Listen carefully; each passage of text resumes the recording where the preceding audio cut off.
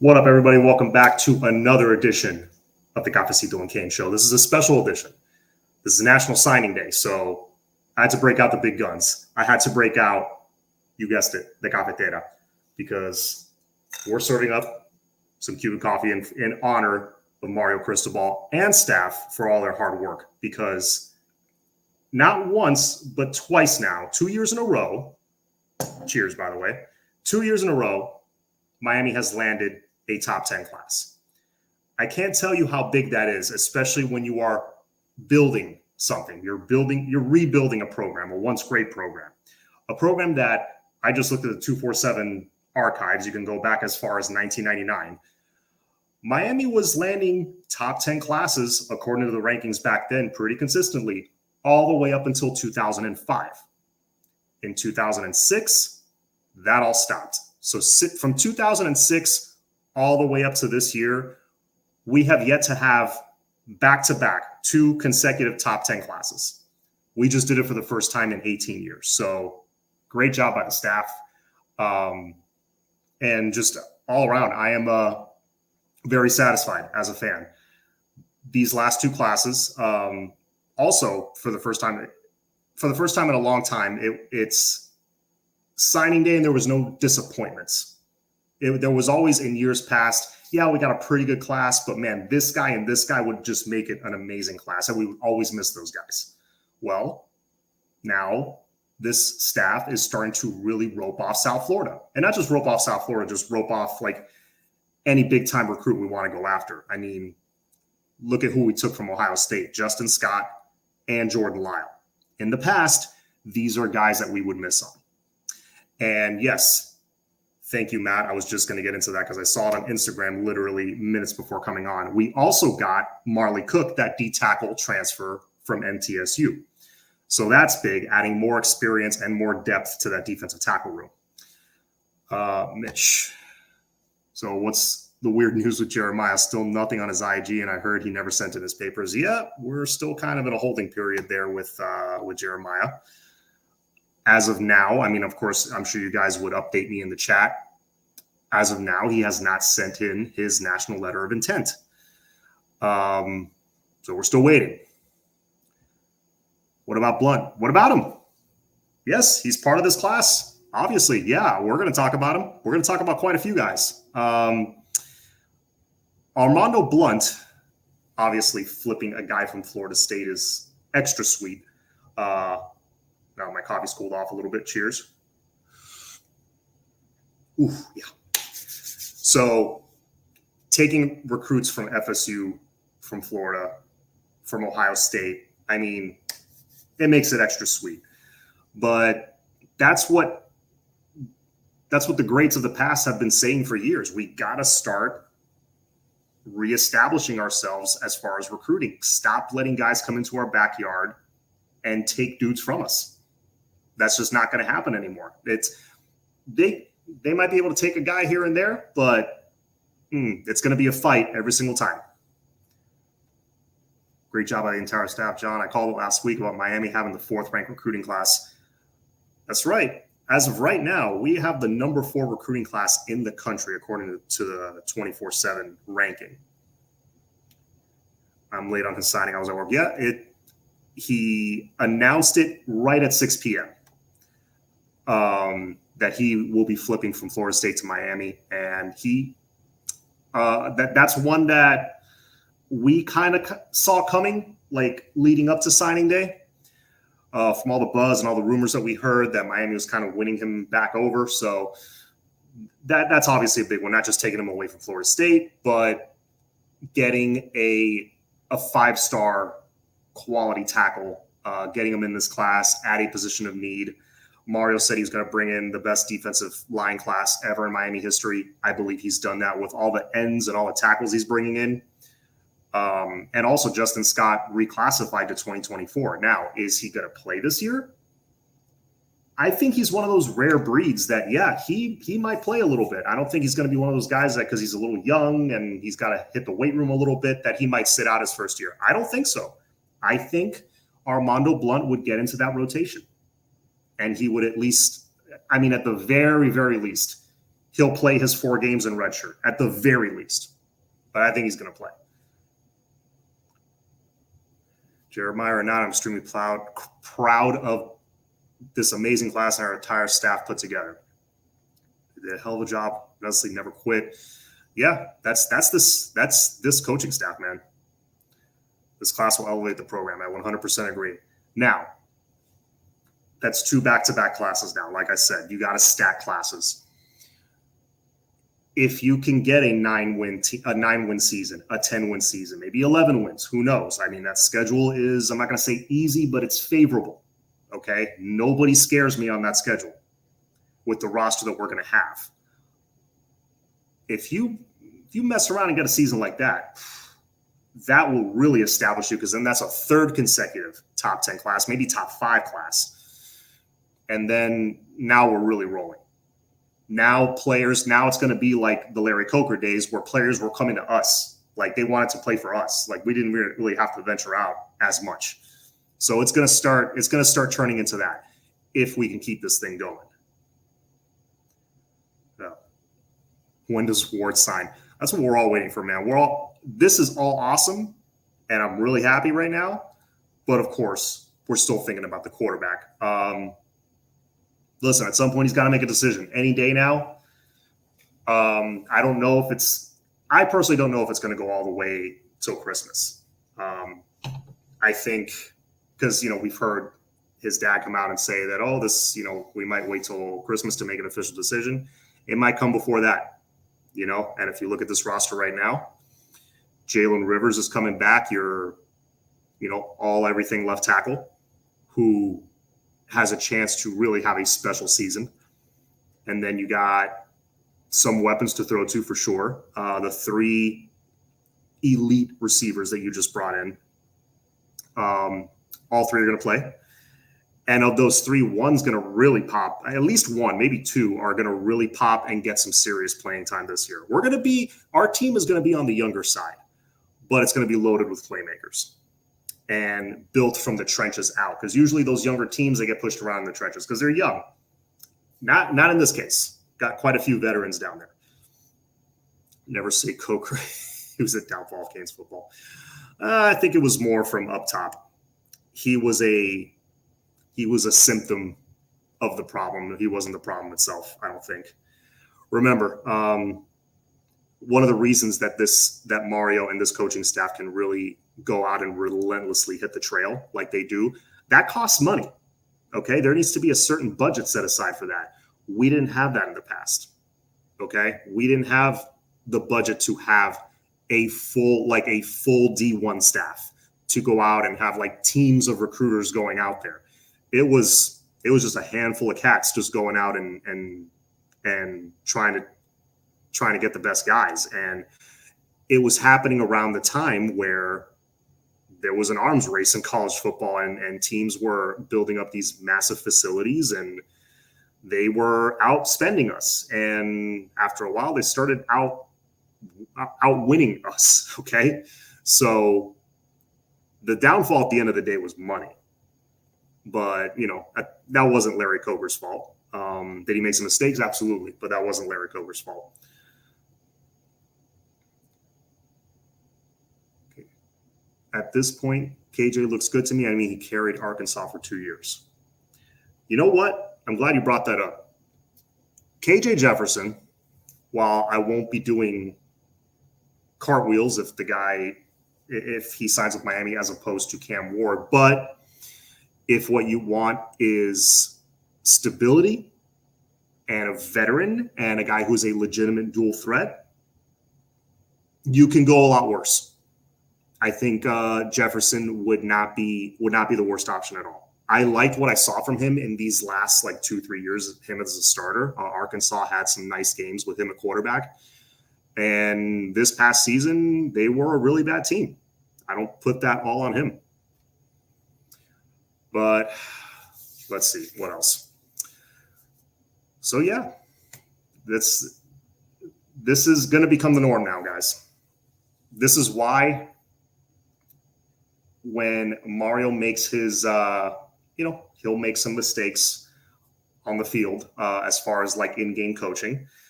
We already went through that with Butch Davis. And, my bad, microphone. Stay put there. We already went through that with Butch Davis. And, if there's one thing I want a coach to be a master at, it's recruiting. Okay. Recruiting and developing, finding the right guys. That's one trait. Okay. If I can only pick one, a guy is elite at, if it's this, if it's play calling, if it's whatever, give me recruiting and development any day of the week. Okay. Because if you keep bringing these guys in, inevitably, if, assuming their culture fits and all that, and they want to put in the work, inevitably we are going to win. It's inevitable. Mario will make up his coaching day flaws with the talent. Yeah, that's what I'm saying. But I don't think we'll have any more surprises tonight. But then again, Mario tends to pull rabbits out of his hat. So you never know. It is the 8:00 hour already. That's usually kind of the last hour where guys drop commitment announcements and things like that. So I don't know if anything else is going to happen today. Not that I need it. This has been a tremendous day on top of just landing Marley Cook an hour ago or whenever it was. So we are beefing up every position. It's really nice to see. Quarterback, though, it is still a question. I don't know when that's going to drop. But like I said, it can't be much longer. It's got to be any day now. Yes, great day to be a Cane, absolutely. Jeremiah Smith. I wouldn't even call that, honestly, a disappointment. I mean, that would have just been gravy if we got him. But, it is what it is. He stuck with the team that we thought he was going to stick with. He's gonna kill it over there, getting coached by Brian Hartline. And he's one of those guys, no matter who the quarterback is, I think he will elevate that quarterback, kind of like Marvin Harrison Jr. did this year with McCord. But yes, no, you are correct. He has not officially signed yet. He technically, he is still available. As long as he hasn't signed, he is still available. I'm not holding out too much hope. I'm just letting you guys know right now. My prediction was he's probably going to stick with Ohio State. I'm still sticking with that. But is it over? No, it's not. So you're saying there's a chance. Yes, there is a chance. I just don't love our chances there. And if he commits, great. But me neither, but I'm praying. Yeah. If he commits, phenomenal. But if he doesn't, it's okay. Let's see. Michael. Guidry telling Mario, I ain't going nowhere if you keep bringing me this type of talent. Yeah, that certainly helps. That certainly helps. That's the one I was looking for. Okay. Your thoughts on Judd Anderson. So I like Judd. I think he's definitely a late bloomer. Love his size. He's 6'7". He's got a great arm. And throws really well on the run. I was very pleasantly surprised to see that in his huddle reel from this season. I think he developed his game a lot this season. And him going to a bigger program in Georgia for high school for his final season. Mid-season, by the way. I think he had already played a couple of games for his other school. Looked a little shaky. I think he was adjusting to a new offense over there. And him going to this bigger program where, yeah, he's surrounded by more talent, but he's also playing much better talent. And the lights were on him. That was like one of the powerhouse programs in the state of Georgia. And he thrived. He thrived under the bright lights, which was really nice to see. So I like Judd. I think he can, he's like a 1 to 2 year developmental guy. And then maybe he'll compete for a starting job, maybe by like 2025, 2026. He'll have Luke Nickel to contend with, but I like him. I think he's a solid developmental guy that the sky's kind of the limit for him. And being also a basketball player, Mario likes those two-sport guys. Two-sport guys tend to be pretty good at quarterback. It takes discipline. It takes smarts, the whole thing. So, overall, I like Judd. I think he is a little bit underrated. I don't know if he should be a 4-star, but, where his ranking is, he's a little bit underrated. But I like Judd. Now, here's the thing with quarterback. I was just talking to a friend of mine at work actually today, and we were talking about signing day, and we're talking about, man, in this age of NIL and the transfer portal, how do you build depth in a quarterback room? It's almost impossible. How do you build depth in a quarterback room, especially if you're going after blue chip guys? If you're going after a high 4-star or a 5-star that maybe doesn't get a lot of snaps his first year, and like what USC did, they're like, okay, we need to replace Caleb Williams with a veteran, and Malachi Nelson's like, well, what about me? In that situation, I feel like the blue chip young quarterback is going to transfer almost every single time. If they don't think, I'm not going to compete, I'm not going to just get handed the job or at least compete for the job, well, see ya. How do you build depth in a quarterback room? Well, this is kind of one of the smart, sneaky ways to do it. You find some under the radar guys. You find some developmental guys that don't mind waiting a couple of years. Because most blue chip guys are not, you want those guys too, don't get me wrong. I'm not saying don't go after the 4- and 5-star guys. Do go after those. But get a couple of developmental guys in that room as well. That way you kind of stagger it. It's tiered, and, when it's a guy's turn, it's his turn, and cream kind of rises to the top. You might have a 5-star bust, but then you have a 3-star, like, Johnny Manziel was a 3-star. Say what you want about how his career ended up, but Johnny Manziel won a Heisman Trophy as a 3-star. Jordan Travis was a 3-star with Louisville. You got my point, Let's see. What was all the warnings? The warning signs just for Cook? I'm not sure. I'm not on. When you say warning signs, do you mean like bat signals, like that kind of thing?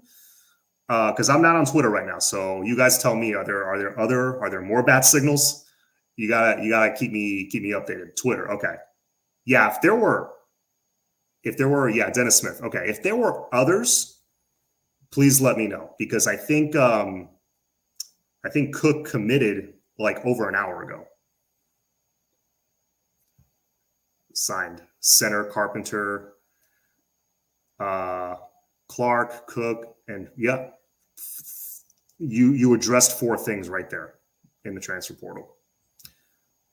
1.3 hours ago. Okay, yeah, that was right around the time he committed. Great class. You have studs with developmental players that you need. Mm-hmm.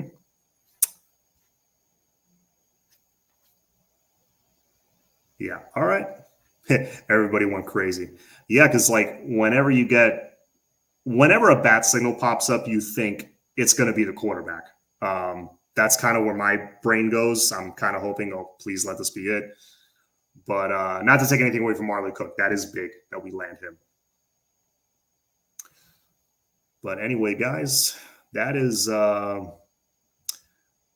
you guys don't have any other questions. Oh, wait, hang on.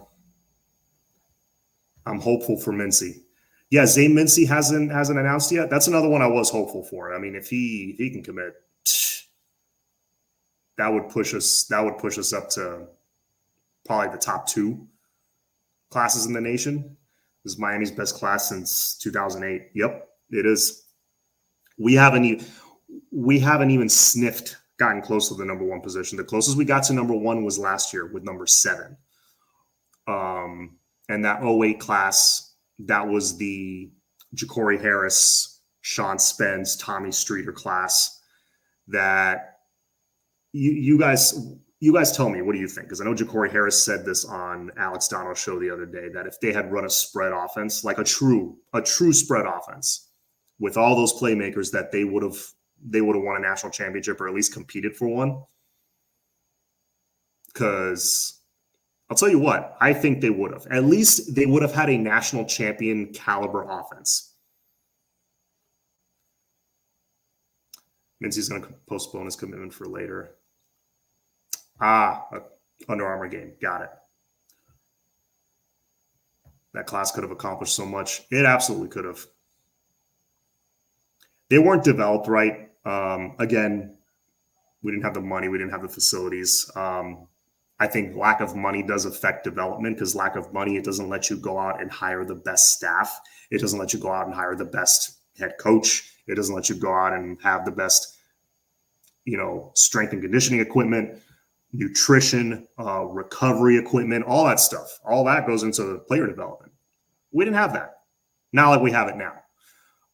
But yeah, scheme was super important. That Northwestern team and a lot of kids at the time ran a specific style.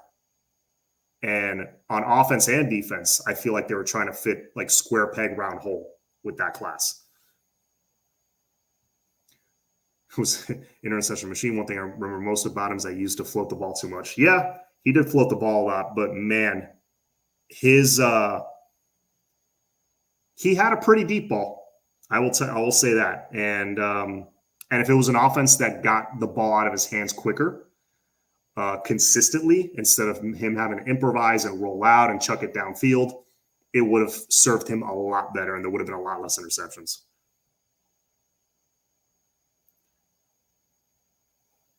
All right, so damn, we really off-season champs.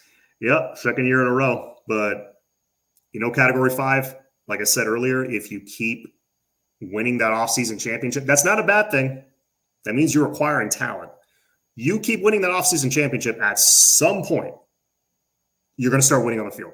At some point, it has to happen. Has Smith faxed in his NIL? Not that I know of, sir. Not that I know of.